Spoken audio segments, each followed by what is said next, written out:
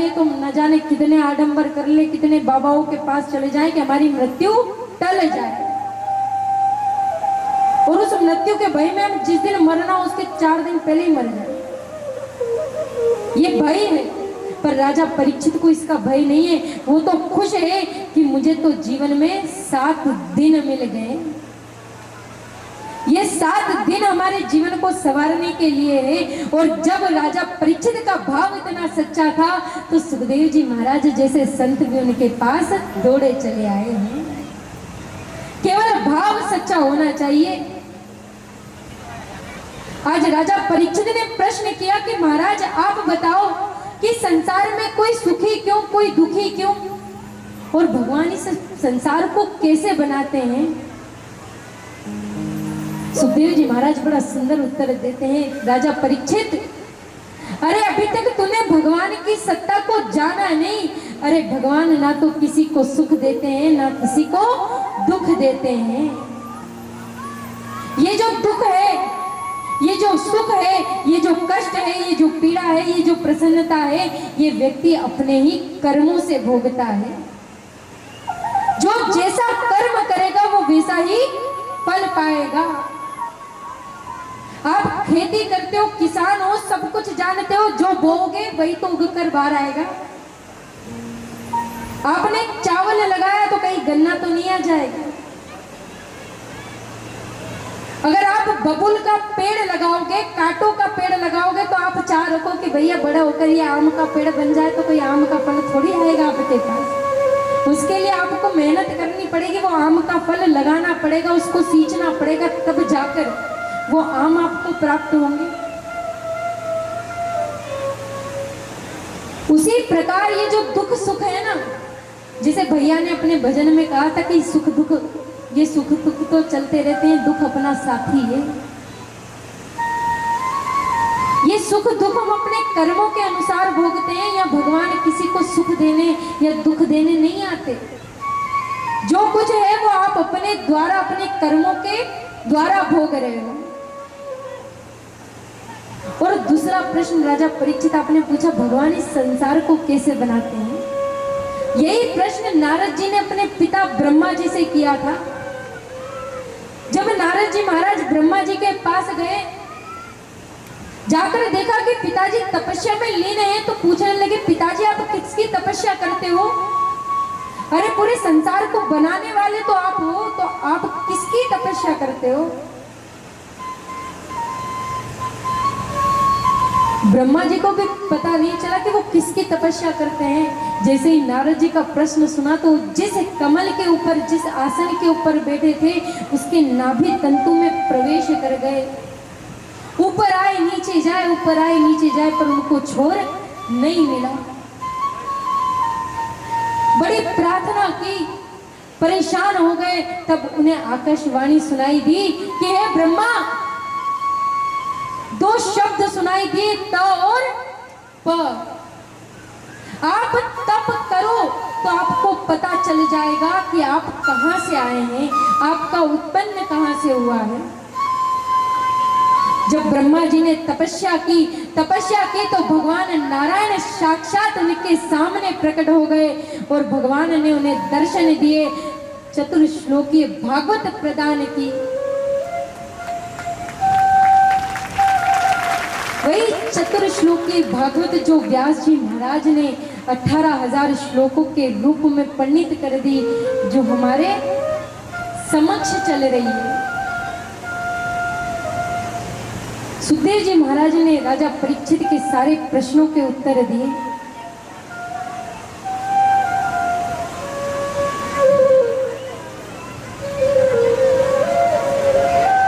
राजा परीक्षित ने, अच्छा थोड़ी देर इधर देख लो, उधर तो बाद में देख लो।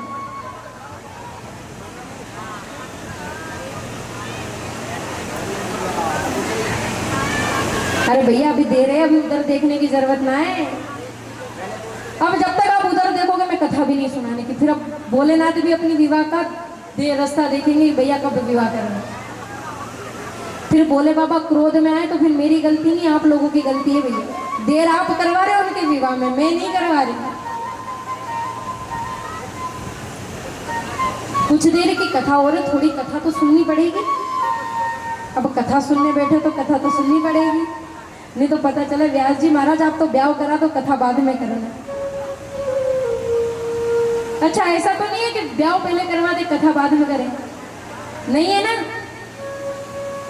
थोड़ी जोर से बोलो तो मेरे को समझ में भी है कि मन ही मन में चल रहा है कि ब्याह करा दो, मुंह से बोल रहे हो कर नहीं।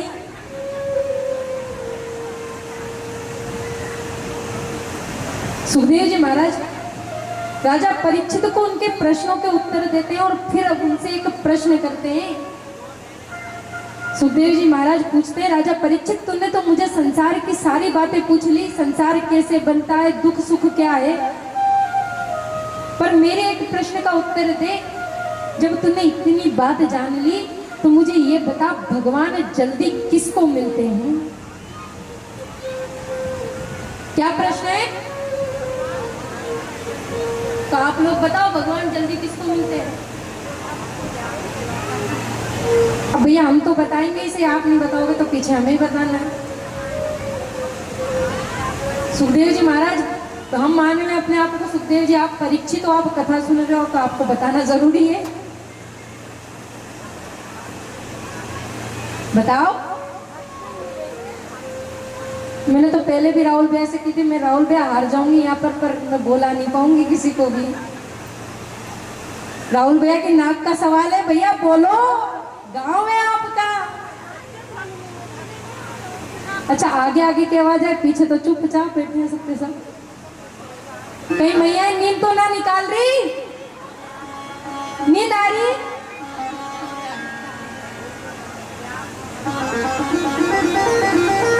भगवान जल्दी किसको मिलते हैं? भक्त को तो मिलते ही है, पर भक्त कैसे होने चाहिए? भक्त को तो मिलते हैं, सही है कि भाई भक्त है, संसार में सभी को मिले। राजा परीक्षित से उत्तर मांगते तो परीक्षित जी महाराज कहते हैं, बोले आप तो ज्ञानियों के ज्ञानी हैं सुखदेव जी महाराज, मुझसे क्या पूछते हो, मैं क्या बताऊंगा, पर मैं अपनी मति के अनुसार तो उत्तर दे सकता हूं। बोले भगवान जल्दी उसको मिलते होंगे जो दिन में 5 बार स्नान करता हो। अब विचार करो कौन भक्त है जो 5 बार स्नान करे? तो मतलब ये मानना है कि हमें तो भगवान मिलने के ही नहीं, हम तो नहीं करते भैया 5 बार, 1 बार स्नान बहुत है हमारा। सुखदेव जी महाराज मुस्कुरा कर कहते हैं, वाह रे परीक्षित, बड़ी कथा सुनी तुमने, आज यही बता दिया कि भगवान जल्दी किसको मिलते हैं।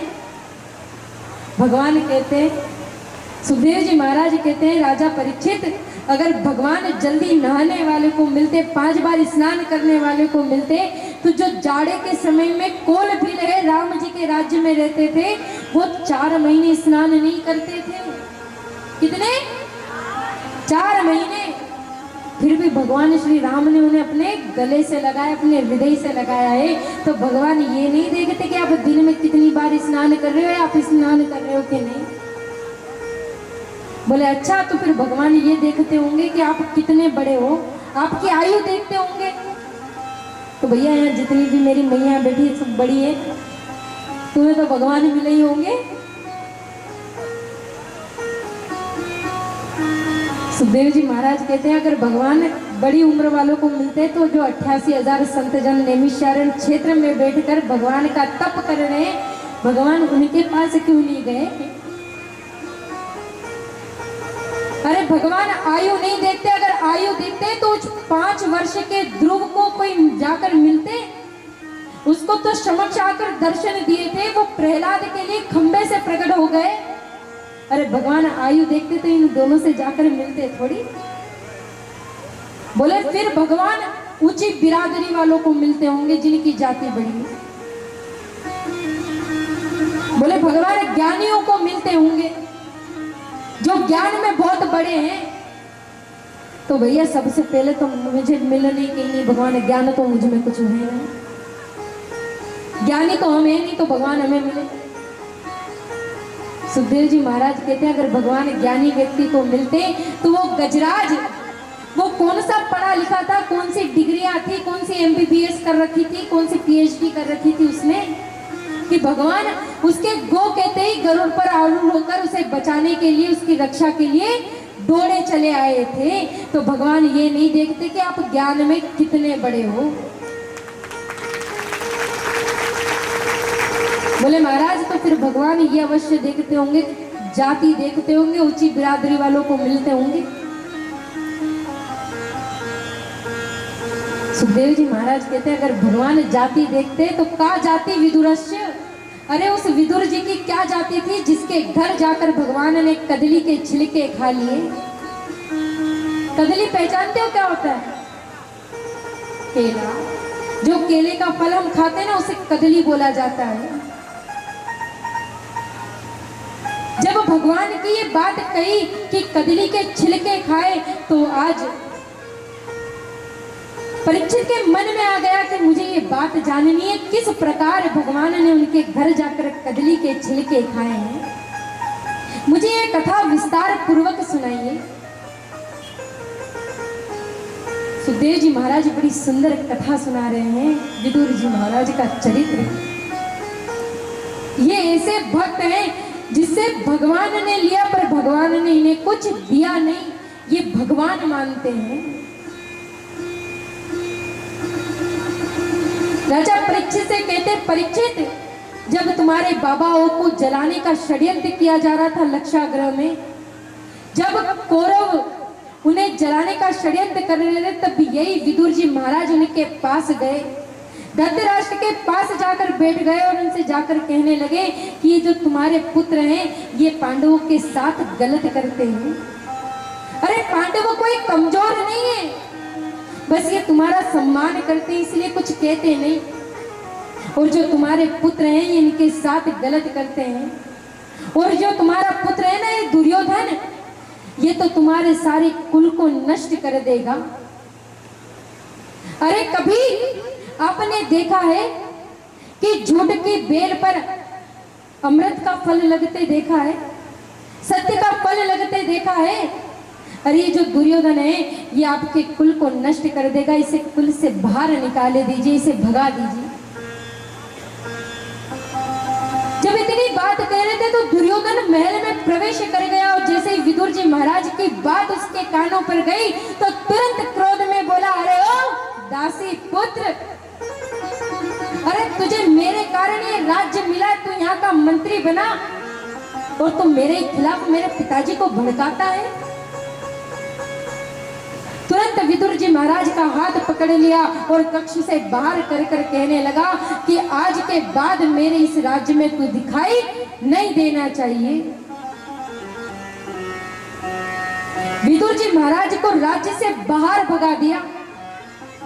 पर कहते हैं ना कन्हैया से जिसे प्रेम हो उसे संसार से कोई लेना देना नहीं होता। विदुर जी महाराज ने मंत्री पद त्याग दिया, कदली के वन में चले गए, छोटी सी कुटी बनाई, उस कुटिया में रहने लगे, दिन रात अपने ठाकुर की सेवा करने लगे, अपने कन्हैया की सेवा करने लगे कि लाला कबू तो आएगा, लाला कबू तो आएगा।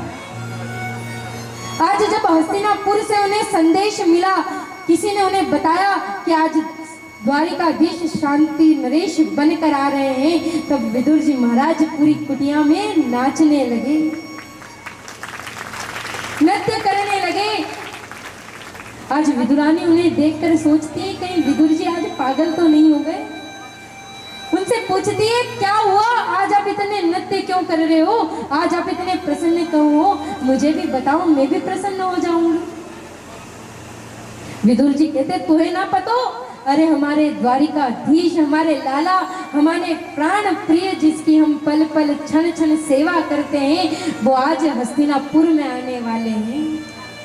जैसे विदुरानी ने ये सुना तो नाचने लगी, अपने स्वामी के साथ प्रसन्न होने लगी, पर कुछ ही क्षण में पुनः दुखी हो गई और कहने लगी कि हम भगवान का दर्शन कैसे करेंगे, हमारा दर्शन कैसे होगा, आपके पास मंत्री पद तो है नहीं, तो आपको कौन दर्शन करने देगा।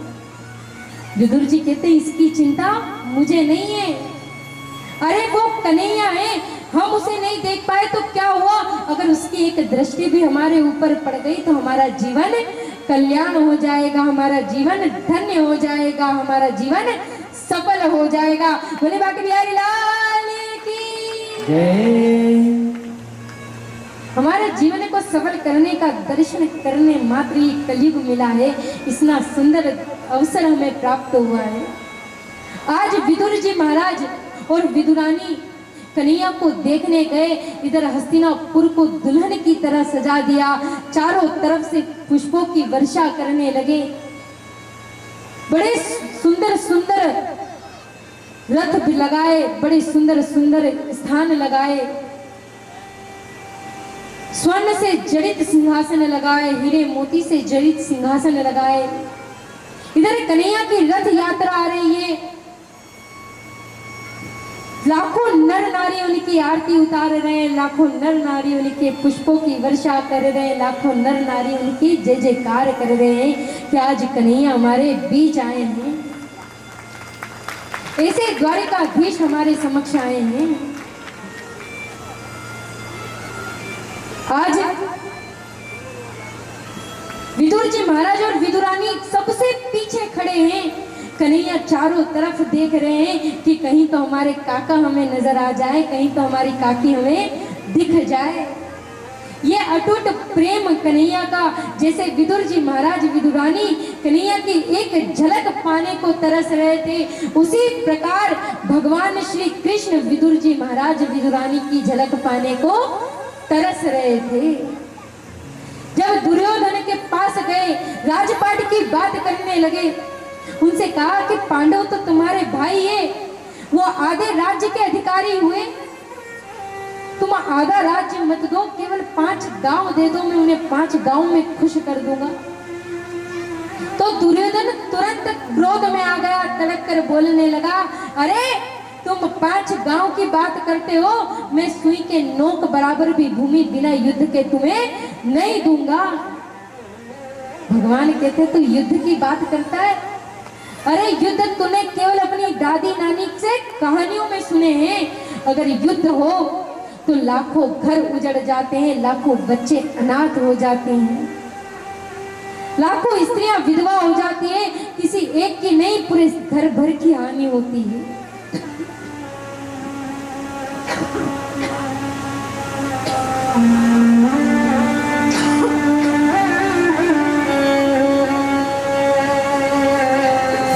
कृष्ण गोविंद हरे मुरारी, हे नाथ नारायण वासुदेवा।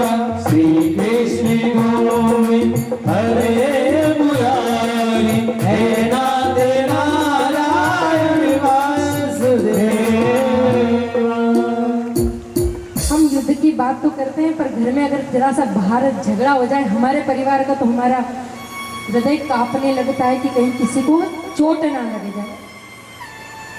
कन्हैया कहते तू अभी युद्ध की बात कर रहा है, पर जब ये युद्ध होगा तो तू ही पहले कहेगा कि ये युद्ध नहीं होना चाहिए।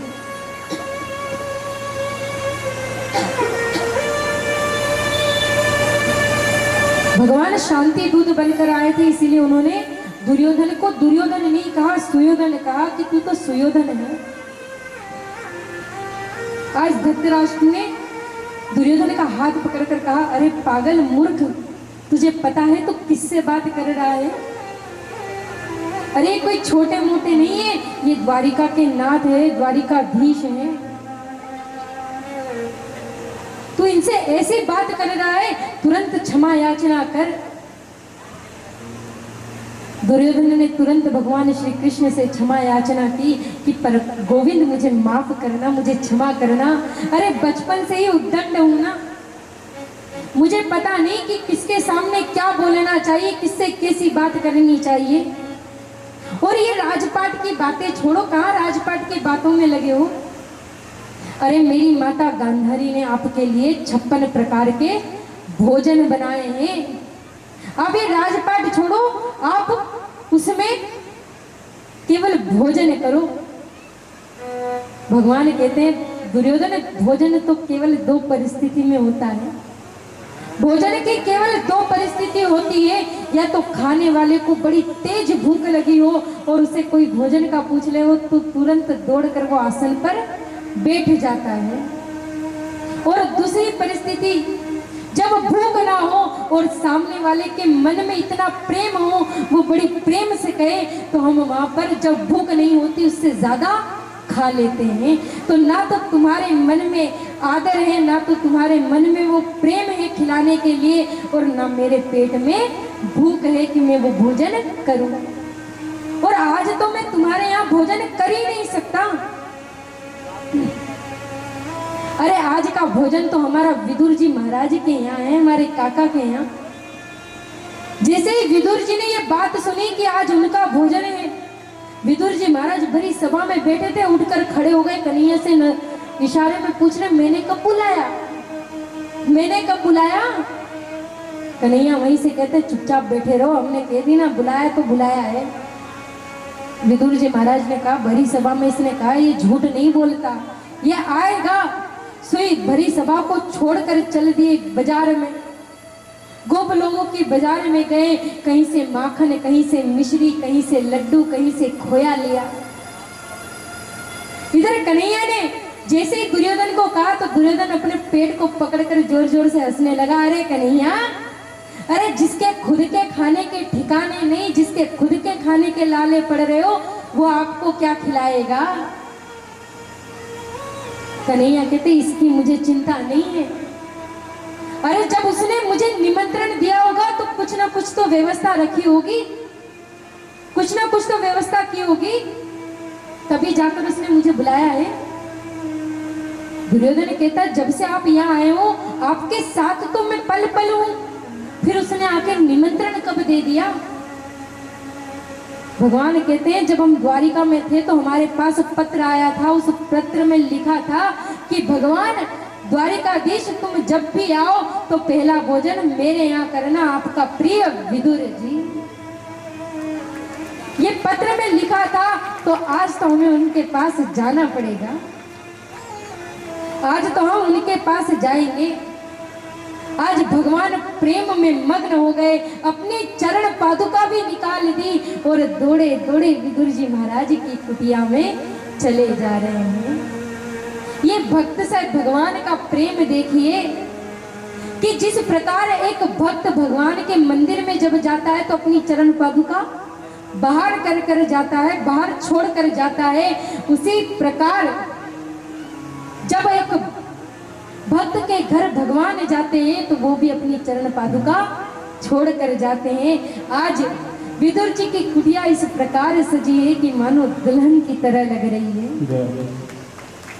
आज अरे किसका ऐसा भाग्य होगा कि जहां स्वयं मेहमान बनकर, स्वयं अतिथि बनकर द्वारिकाधीश जा रहे हैं, हमारे कन्हैया जा रहे हैं, हमारे गोविंद जा रहे हैं, ऐसा सौभाग्य किसका है?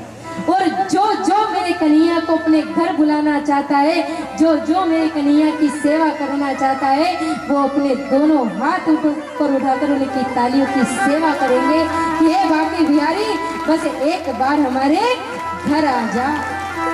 मेरे सरकार आए हैं, मेरे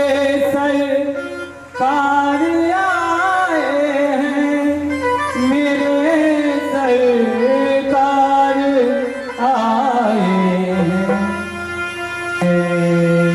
लगे कुटिया भी दुल्हन सी, लगे कुटिया भी दुल्हन सी, रे सरकार आए हैं, लगे कुटिया भी दुल्हन सी, मेरे सरकार आए। सजा दो घर को दुल्हन सा, सजा दो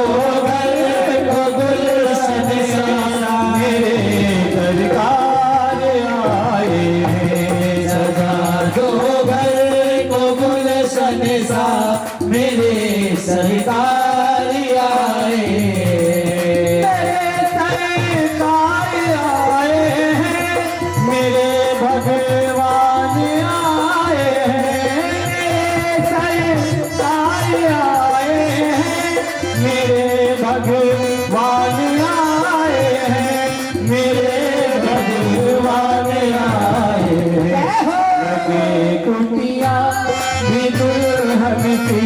लगे दुनिया की दुल्हन सी मेरे भगवान आए हैं। सजा दो घर को गुलशन सा मेरे भगवान आए हैं। श्री राधे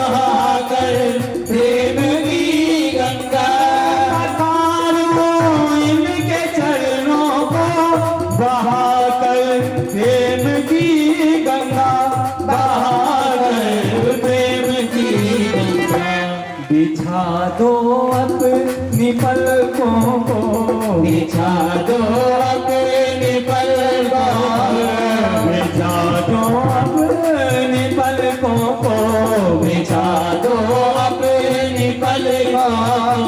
मेरे सरकार आए हैं, सजा दो गले को गुलशन सा मेरे सरकार आए।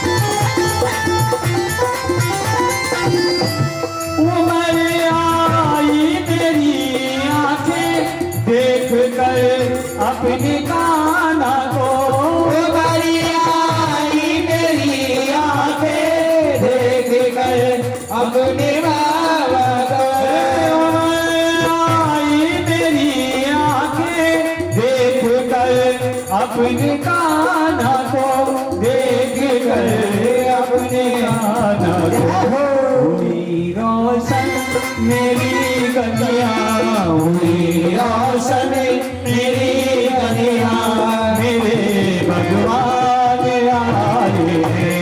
कोई रोशन मेरी गलियां मेरे भगवान आए।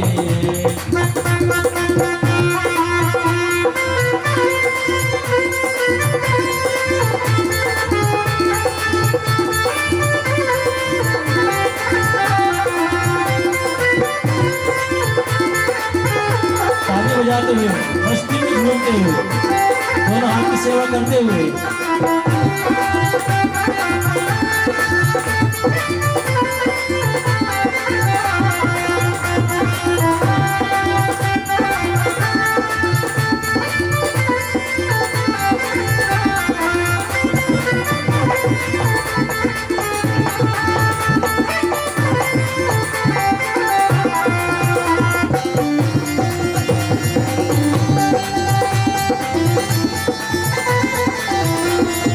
कन्हैया तुम आकर फिर नहीं जाना मेरी सोनी दुनिया से, तुम आकर फिर नहीं जाना मेरी से सोनी दुनिया से, तुम आकर फिर नहीं जाना मेरी से सोनी दुनिया से, मेरी से सोनी दुनिया से। कहूँ हरदम यही सबसे मतलब क्या, उस गंगा का क्या मतलब? अरे जिसमें स्नान करने हम बड़ी दूर दूर से आते हैं, जब वो घर के सामने बह रही है तो उसमें स्नान करना चाहिए कि नहीं? कि गंगा को देखकर द्वार बंद कर लोगे, गंगा महारानी बाहरी बैठी रहो, हम तो अंदर ही अच्छे। ऐसा तो नहीं करोगे कि करोगे? जैसे हमारे गांव में आज फजलपुर में श्रीमद् भागवत ज्ञान गंगा बह रही है, जो कल कल निनाद करती हुई हमारे कानों से हमारे हृदय में पहुंच रही है, तो उसे श्रवण करने आप सब लोग यहाँ आए हो कि नहीं आए हो? आए हो ना? हाजिरी लगाई? आपकी हाजिरी भी लग रही है, आपका बात भी हो रही कि भैया आप यहाँ आए हो, आप भगवान की कथा को सुन रहे हो। यह हाजिरी लगनी चाहिए। आज कपिल देव की सेवा कर रही है माता देवती, उनसे सारी बातें पूछती है कि ये बंधन किसका होता है, आत्मा का, मन का किसका बंधन होता है। कपिल देव जी कहते हैं आप तो सर्वस्त्र ज्ञानी हैं, आप तो ज्ञान का भंडार है, आप तो कर्दम मुनि की पत्नी हैं, आपको सभी का ज्ञान होगा, पर आप मुझसे पूछ रही है तो मैं अपनी मति के अनुसार कहूंगा माता कि इस संसार में आत्मा का कभी बंधन नहीं होता है। आत्मा परमात्मा का स्वरूप है, हमारे शरीर का बंधन होता है। जब ये शरीर मिलता है तब आत्मा आती है, आत्मा का कोई बंधन नहीं होता है, क्योंकि आत्मा परमात्मा है। और जिस दिन आपने ये विचार कर लिया, जिस दिन आपने ये मान लिया कि परमात्मा है हमारे हृदय में, आप जब अपनी आंखों से सामने वालों को देखो तो आपको वो कोई और नहीं, केवल और केवल गोविंद नजर आए, उसकी छवि आपको दिखाई दे। आज कपिल मुनि ने अपनी माता को बड़ा सुंदर उपदेश दिया। इन्हीं मनु महाराज की एक पुत्री है प्रसूति, जिनका विवाह दक्ष प्रजापति के साथ हुआ। जो दक्ष प्रजापति बड़े अभिमानी थे, इनकी 16 कन्याएं थी, जिनका विवाह हुआ, जिसमें सबसे छोटी कन्या जिनका नाम माता सती है। जिस घड़ी, जिस पल, जिस क्षण का हम इंतजार कर रहे थे, वो पल, वो क्षण हमसे कुछ क्षण ही दूर है। जब दक्ष प्रजापति बने ना, तो उन्हें अपने पद का मान हो गया, उन्हें अपने पद का अभिमान आ गया, घमंड आ गया कि अब मुझसे बड़ा यहाँ कोई नहीं है। जब वो प्रजापति बने तो उन्होंने भरी सभा बुलाई, सारे देवताओं बुलाए, त्रिदेव बुलाए, ब्रह्मा विष्णु महेश तीनों वहां विराजमान थे, छोटे से छोटे देवताओं को बुलाया।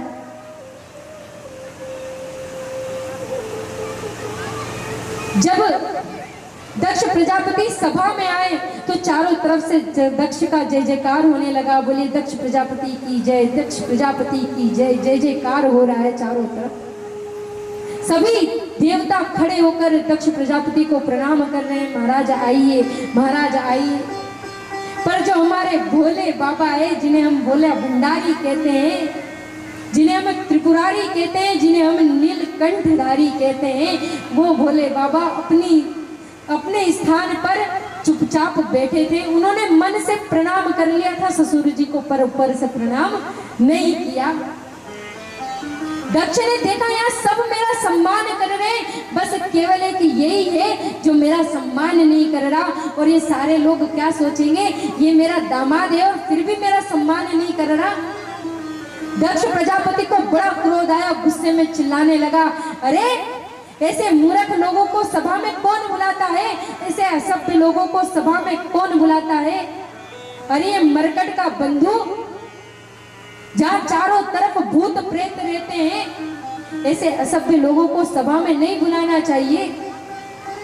सारे देवता आपस में कानाफूसी करने लगे कि किसकी बात कर रहे हैं, किसका बोल रहे हैं।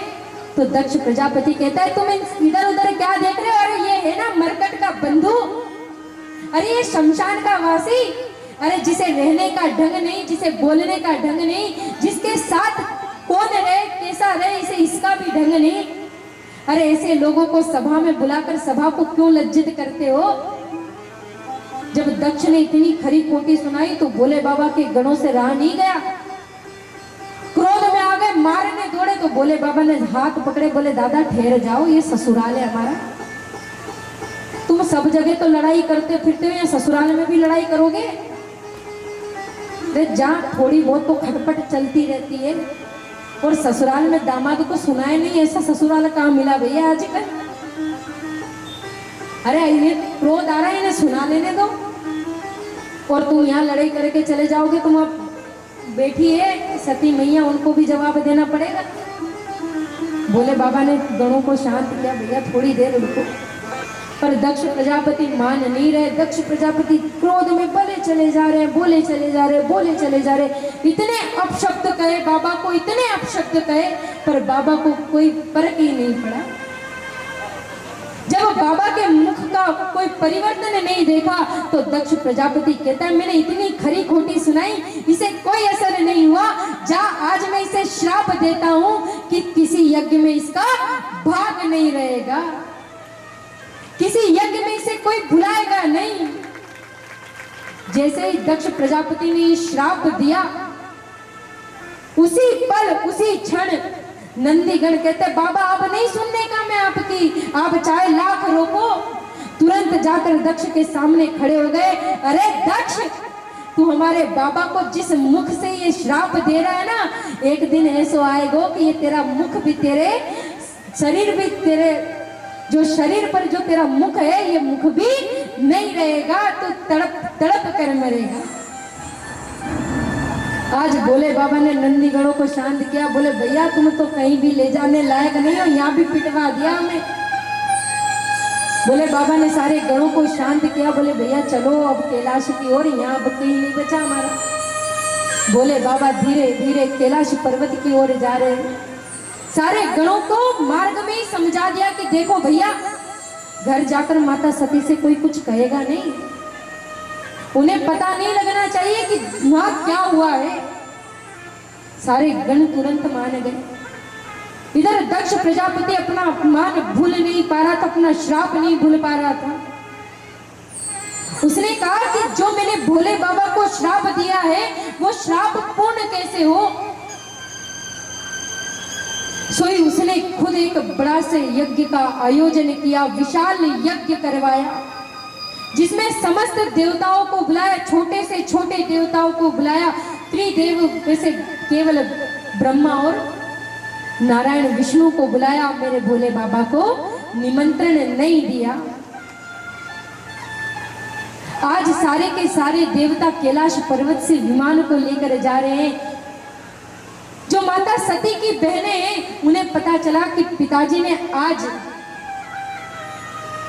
सती को नहीं बुलाया है, क्योंकि वे सब जानती थी कि मेरे पिताजी सती से कितना प्रेम करते हैं। पर आज उसे बुलाया नहीं है, तो आज ये सबसे बड़ा अच्छा अवसर है उसे लज्जित करने का। जब मौका मिलता है ना, तो हम लज्जित करने का अवसर छोड़ते नहीं है। हम वो बात याद रखते हैं, जब उसने हमें एक सुनाई है तो हम ये विचार करते हैं कि कब हमें अवसर मिले और हम इसे 2 सुनाएं, कब हम इसे 4 सुनाएं।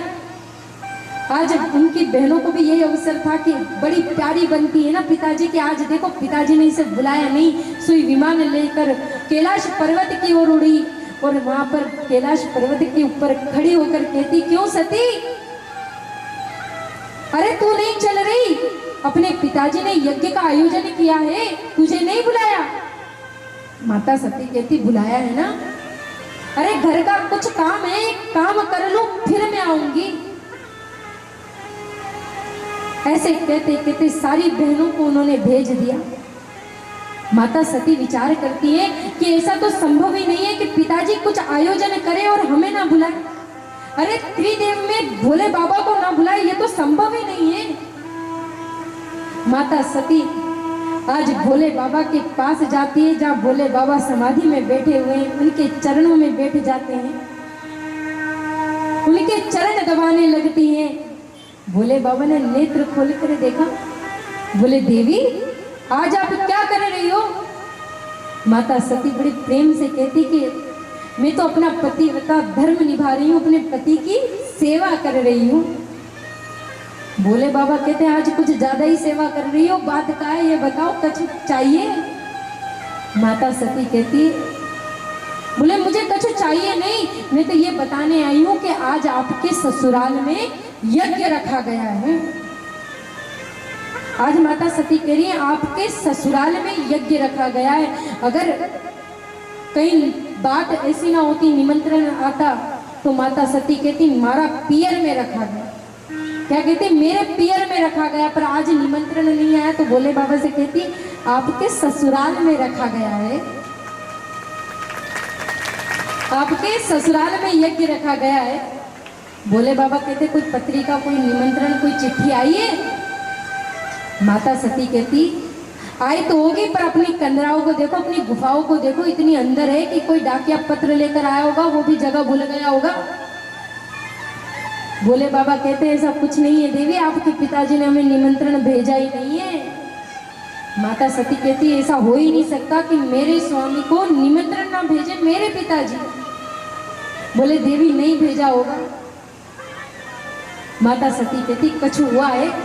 बोले बस कुछ नहीं, उस दिन सभा में गए तो आपके पिताजी को उठकर प्रणाम नहीं किया, तो आपके पिताजी ने बड़ी अपशब्द कहे, बड़ी गालियां दी और आज श्राप भी दे दिया था। माता सती कहती अच्छा दामाद जी और ससुर जी में खटपट हुई है। अरे आप चिंता मत करो, चलो मेरे पिताजी एक पल भर में मान जाते हैं। भोले बाबा कहते देवी ऐसे संभव नहीं है, जहां निमंत्रण नहीं आया हो वहां कभी जाना नहीं चाहिए, वहां कभी नहीं जाना चाहिए। और भोले बाबा कहते देवी मेरी तो छोड़ो, अपने राम तो नहीं जाएंगे, मैं तो तुमसे कहता हूं कि मैं अपना अपमान सह गया, पर तुम अपना अपमान नहीं सह पाओगे, तुम नहीं जा पाओगे, इसीलिए तुम मत जाओ। पर माता सती मानी नहीं, आधे मार्ग में गई, पुनः लौट कर आई कि भोले बाबा तो क्षणे रुष्टा क्षणे तुष्टा है, पल में रूठते हैं तो पल में मान भी जाते हैं, पुनः मना कर आओ। जब गई भोले बाबा ने कहा देवी हम तो नहीं जाएंगे, हम नहीं जाने के। अरे बिना बुलाए हम अपने घर नहीं जाए, यहाँ तो बड़ी बात हो गई। आज माता सती चल रही, भोले बाबा ने अपने गणों को आदेश दिया कि जाओ सती मैया को अपने पिताजी के घर सुरक्षित छोड़कर आना। भोले बाबा के गणों के साथ माता सती जैसे ही दक्ष प्रजापति के महल में गई, सारे देवता सारे ऋषिगण जो उन्हें बार बार प्रणाम करते थे, आज सभी ने देखकर अपने मुख को घुमा लिया। माता सती को मन में ऐसा लगा कि जो देवता लोग मुझे बार बार प्रणाम करते थे, आज वो मुझे देखकर अनदेखा कर रहे हैं। पर उन्होंने कोई प्रतिक्रिया नहीं की, अपनी बहनों के पास जाकर खड़ी हुई तो बहनें ताना मारने लगी, अरे सती तुझे तो पिताजी ने बुलाया नहीं, पर अच्छा किया तू तो बिना पत्र के ही चली आई। माता सती कहती है देखो इन्हें आज अवसर मिल गया मुझे सुनाने का, अरे कैसा मौका मिल गया इन्हें सुनाने का। माता सती ने किसी की बात पर ध्यान नहीं दिया। उन्होंने विचार किया कि मायके में सबसे बड़ा महत्व माँ का होता है, क्योंकि माँ मायके से बना है, जो मायका है वो माँ से बना है, इसीलिए तो मायके में पहला शब्द ही माँ आता है। माता सती ने विचार किया ये सब तो कहती रहेगी, मैं अपनी माता से जाकर मिलूं। जैसे ही महल में गई, जैसे ही सती माता ने अपनी माता को देखा तो उनका कंठ अवरुद्ध हो गया, अश्रु प्रवाह होने लगे और माता ने उन्हें अंक में भर लिया। आज प्रसूति मैया रुदन कर रही है, बोले तूने बड़ा अच्छा किया कि तू चली आई, मुझे बड़ा अच्छा लगा कि तू आज यहाँ पर आई है। जब इतनी बात कर रहे थे दक्ष प्रजापति पीछे खड़ा हुआ, देख रहा माता सती जैसे ही उनसे मिलने गई तो दक्ष ने अपने मुख को घुमा लिया और वहां से चला गया। दक्ष के इस अपमान को, अपनी बहनों के अपमान को माता सती पल भर में छह गई। जैसे ही माता सती ने यज्ञशाला में प्रवेश किया महाराज, जैसे ही यज्ञशाला में प्रवेश किया, सभी तरफ चारों तरफ देखा कि सभी देवताओं के भाग है, छोटे से छोटे देवताओं के भाग है, पर मेरे स्वामी भोलेनाथ का भाग यहाँ पर नहीं है। तुरंत क्रोध में आ गई और कहने लगी, अरे दक्ष, अरे तुझे इतना अभिमान, अरे तूने अभिमान के वश मेरे स्वामी का अपमान किया है। अरे जिस यज्ञ को तू सफल बनाना चाहता है, तेरा ये यज्ञ कभी सफल नहीं होगा।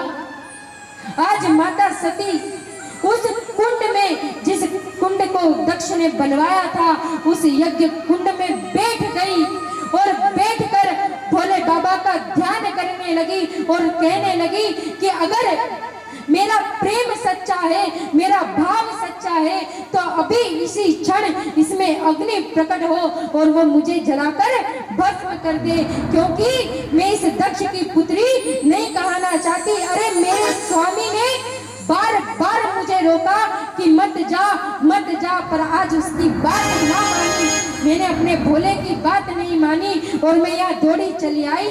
तो देख, आज मैं वहाँ जा नहीं सकती। अगर मैं वहाँ जाऊंगी तो वो मुझे दक्ष पुत्री कहेंगे, दक्ष कन्या कहेंगे, और ये मुझे स्वीकार नहीं है। जहाँ मेरे पति का अपमान हो, वो स्थान मुझे स्वीकार नहीं है। मेरे पति का पिता अपमान करे हो, मेरे पति का पिता अपमान करे, इस तन को जलाग्नि देवा शंकर के मैं अंग की भस्म बनूं, मुझे राख बना। शंकर के मैं अंग की भस्म बनूं, मुझे राख बना। अग्नि देवा शंकर के मैं अंग की भस्म बनूं, मुझे राख बना। अग्नि देवा मेरे पति का पिता अपमान करे हो, मेरे पति का पिता अपमान करे, इस तन को जला अग्नि देवा शंकर के मैं अंग की भस्म बनूं, मुझे राख बना। अग्नि देवा शंकर के मैं अंग की भस्म बनूं, मुझे राख बना। अग्नि देवा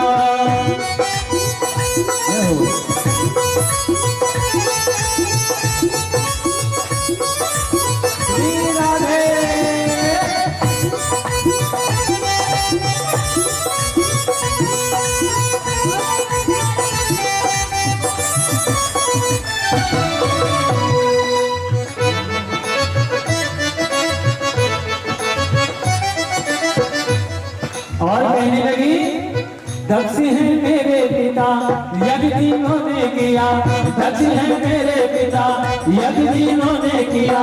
मेरे स्वामी को यहाँ कोई आसन न दिया, मेरे स्वामी को यहाँ कोई आसन न दिया। दक्ष है मेरे पिता यज्ञ तीनों ने किया, दक्ष है मेरे पिता यज्ञ तीनों ने किया। मेरे स्वामी को यहाँ कोई आसन न दिया, मेरे स्वामी को यहाँ कोई आसन न दिया। तू ऐसे जला मेरे तन को, जैसे जलती हो चिता अग्नि देवा। शंकर के मैं अंग की भस्म बनूं, मुझे राख बना। अग्नि देवा शंकर के मैं अंग की बनूं, मुझे राख बना। अग्नि देवा